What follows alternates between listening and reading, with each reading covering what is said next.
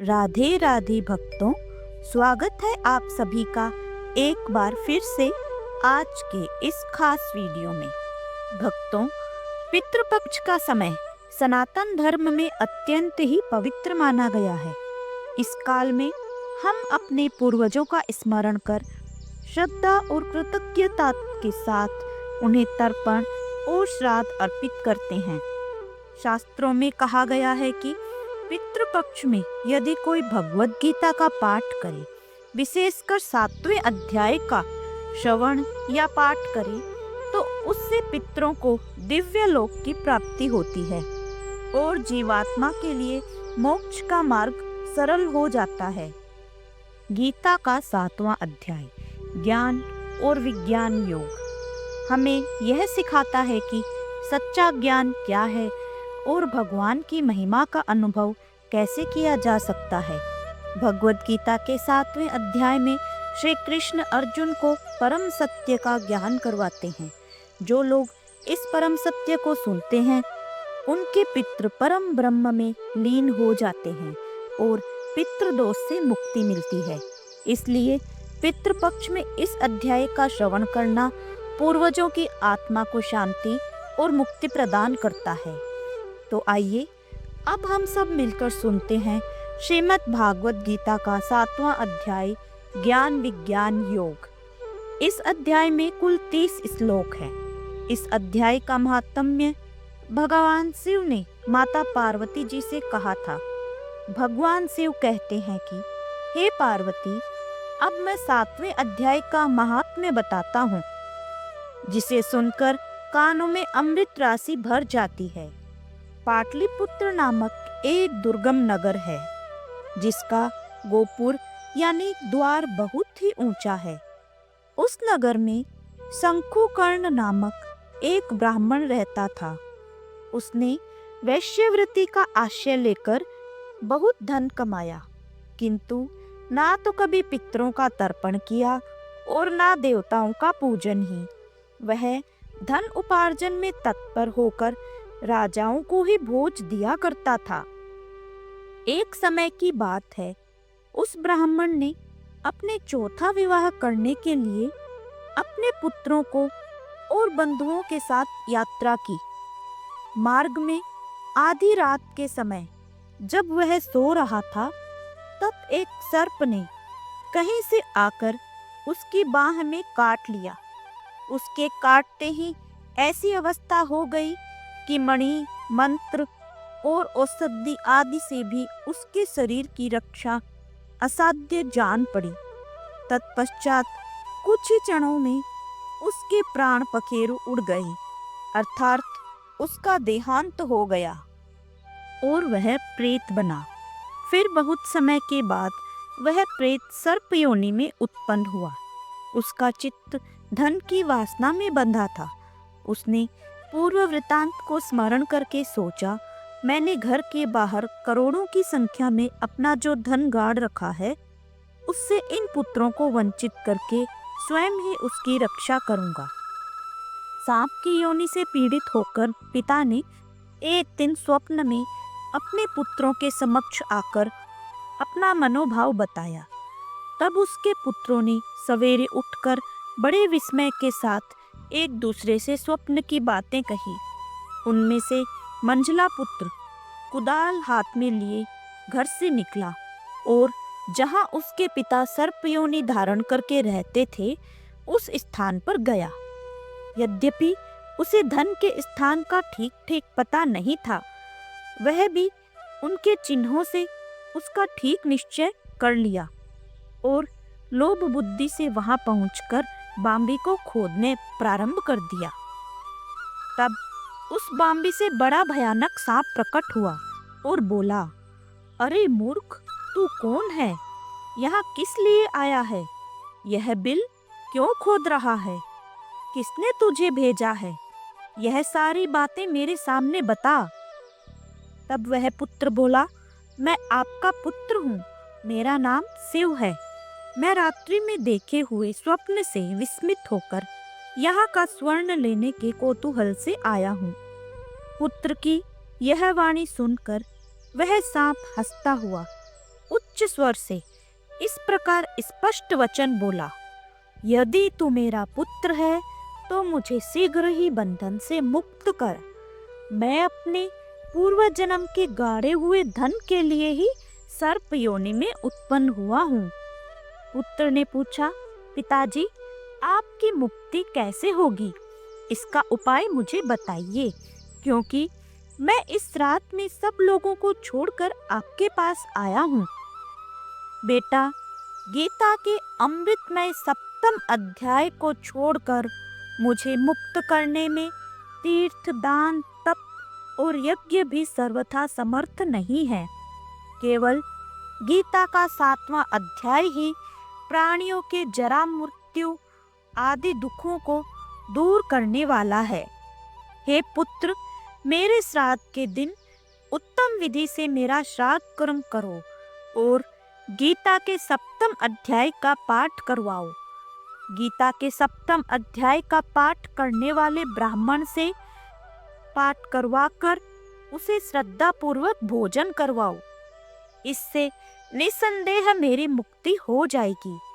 हे पुत्र, अपनी शक्ति के अनुसार पूर्ण श्रद्धा के साथ वेद विद्या में प्रवीण अन्य ब्राह्मणों को भी भोजन करवाना। सर्प योनि में पड़े हुए पिता के ये वचन सुनकर सभी पुत्रों ने उनकी आज्ञा अनुसार तथा उससे भी अधिक किया। तब शंकुकर्ण ने अपने सर्प शरीर को त्याग कर दिव्य देह धारण किया और सारा धन पुत्रों के अधीन कर दिया। पिता ने करोड़ों की संख्या में जो धन उनमें बांट दिया था, उससे वे पुत्र बहुत प्रसन्न हुए। उनकी बुद्धि धर्म में लगी हुई थी, इसलिए उन्होंने बावली, कुआं, पोखर, यज्ञ तथा देव मंदिर के लिए उस धन का उपयोग किया और अन्नशाला भी बनवाई। इसके बाद 7वें अध्याय का सदा जप करते हुए उन्होंने मोक्ष प्राप्त किया। हे पार्वती, यह मैं तुम्हें 7वें अध्याय का महात्म्य बताया है, जिसके श्रवण मात्र से मानव सब पातकों से मुक्त हो जाता है। आइए अब गीता के 7वें अध्याय के सभी श्लोकों का भावपूर्ण वर्णन हिंदी में श्रवण करते हैं। कृपया एकाग्रचित्त होकर उसे श्रवण करें। श्री कृष्ण भगवान अर्जुन से बोले, हे पार्थ, मुझ में अनन्य प्रेम से आसक्त हुए मनवाला और अनन्य भाव से मेरे परायण होकर योग में लगा हुआ मुझको संपूर्ण विभूति, बल, ऐश्वर्य आदि गुणों से युक्त सबका आत्मरूप जिस प्रकार संशय रहित जानेगा, उसको सुनो। मैं तेरे लिए इस विज्ञान सहित तत्व ज्ञान को संपूर्णता से कहूँगा कि जिसको जानकर संसार में कुछ भी जानने योग्य शेष नहीं रहता है। हजारों मनुष्य में कोई ही मनुष्य मेरी प्राप्ति के लिए यत्न करता है। उन यत्न करने वाले योगियों में भी कोई ही पुरुष मेरे परायण हुआ मुझको तत्व से जानता है।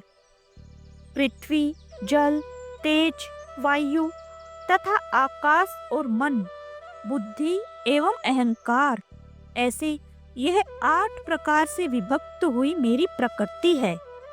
यह 8 प्रकार के भेदों वाली तो अपरा है, अर्थात मेरी जड़ प्रकृति है। और हे महाभाव, इससे दूसरी को मेरी जीवन रूपा परा अर्थात चेतन प्रकृति जान कि जिसने यह संपूर्ण जगत धारण किया है। हे अर्जुन, तू ऐसा समझ कि संपूर्ण भूत इन दोनों प्रकृतियों यानी परा और अपरा से उत्पन्न होने वाले हैं और मैं संपूर्ण जगत की उत्पत्ति तथा प्रलय रूप हूँ, अर्थात संपूर्ण जगत का मूल कारण मैं ही हूँ। हे धनंजय, मुझसे भिन्न कोई भी दूसरा परम कारण नहीं है। यह संपूर्ण जगत सूत्र में सूत्र के मणियों के सदृश मुझ में गूंथा हुआ है। श्री कृष्ण कहते हैं, हे अर्जुन, जल में मैं रस हूँ, चंद्रमा और सूर्य में मैं प्रकाश हूँ, संपूर्ण वेदों में प्रणव यानी ओम मैं ही हूँ, आकाश में शब्द और पुरुषों में पुरुषत्व मैं ही हूँ, पृथ्वी में पवित्र गंध और अग्नि में मैं तेज हूँ, संपूर्ण भूतों में मैं जीवन हूँ, अर्थात जिससे वे जीते हैं वह तत्व मैं हूँ, तथा तपस्वी में तप हूँ। हे अर्जुन, तू संपूर्ण भूतों का सनातन बीज यानी कारण मुझे ही जान। मैं बुद्धिमानों की बुद्धि और तेजस्वियों का तेज हूँ। हे भरत श्रेष्ठ, आसक्ति और कामनाओं से रहित बलवानों का बल अर्थात सामर्थ्य मैं हूँ, और सब भूतों में धर्म के अनुकूल अर्थात शास्त्र के अनुकूल काम मैं हूँ, और जो भी सत्गुण से उत्पन्न होने वाले भाव हैं और जो रजोगुण से तथा तमोगुण से उत्पन्न होने वाले भाव हैं, उन सबको तू मेरे से ही होने वाले हैं ऐसा जान, परंतु वास्तव में मैं उनमें और वे मुझ में नहीं है। गुणों के कार्य रूप सात्विक, राजसिक और तामसिक इन तीनों प्रकार के भावों से यह सारा संसार मोहित हो रहा है। इसलिए इन तीनों गुणों से परे मुझ अविनाशी को मैं तत्व से नहीं जानता। यह अलौकिक अर्थात अति अद्भुत त्रिगुणमयी मेरी माया बड़ी दुस्तर है, परंतु जो पुरुष केवल मुझको ही निरंतर भजते हैं वे इस माया को उल्लंघन कर जाते हैं अर्थात संसार से तर जाते हैं। माया के द्वारा हरे हुए ज्ञान वाले और आसुरी स्वभाव को धारण किए हुए तथा मनुष्यों में नीच और दूषित कर्म करने वाले मूर्ख लोग मुझे नहीं भजते हैं। हे भरतवंशियों में श्रेष्ठ अर्जुन, उत्तम कर्म वाले अर्थार्थी यानी सांसारिक पदार्थ के लिए भजने वाला, आर्त यानी संकट निवारण के लिए भजने वाला, जिज्ञासु यानी मुझे यथार्थ रूप से जानने की इच्छा रखने वाला और ज्ञानी अर्थात निष्कामी, ऐसे 4 प्रकार के भक्तजन मुझे भजते हैं। उनमें भी नित्य मुझ में एक ही भाव से स्थित हुआ अनन्य प्रेम भक्ति वाला ज्ञानी भक्त अति उत्तम है, क्योंकि मुझे तत्व से जानने वाले ज्ञानी को मैं अत्यंत प्रिय हूँ और यह ज्ञानी मुझे अत्यंत प्रिय है।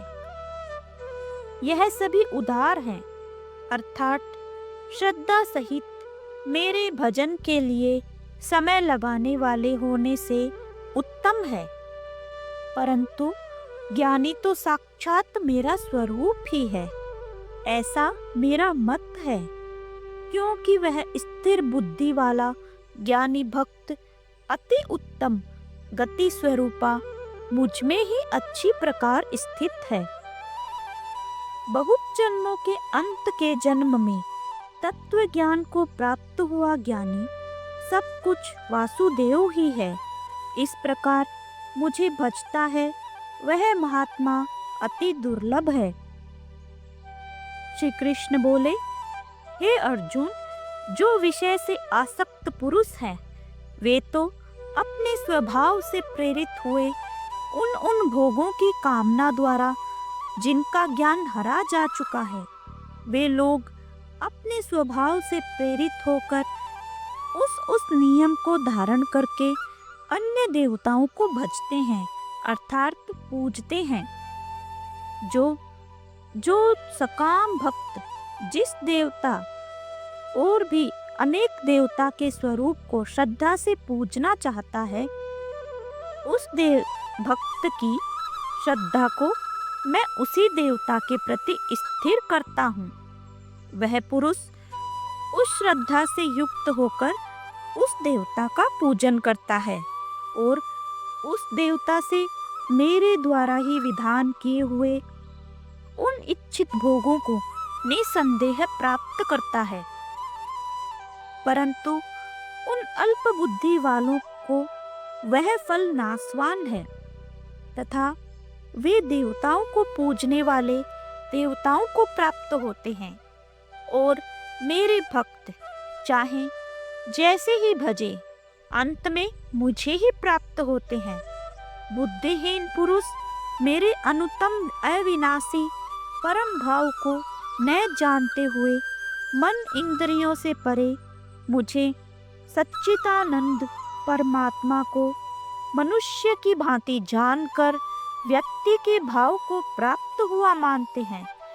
अपनी योग माया से छिपा हुआ मैं सबके समक्ष प्रत्यक्ष नहीं होता हूँ, इसलिए यह अज्ञानी जन समुदाय मुझ जन्म रहित अविनाशी परमात्मा को तत्व से नहीं जानता है, अर्थात मुझको जन्मने मरने वाला ही समझता है।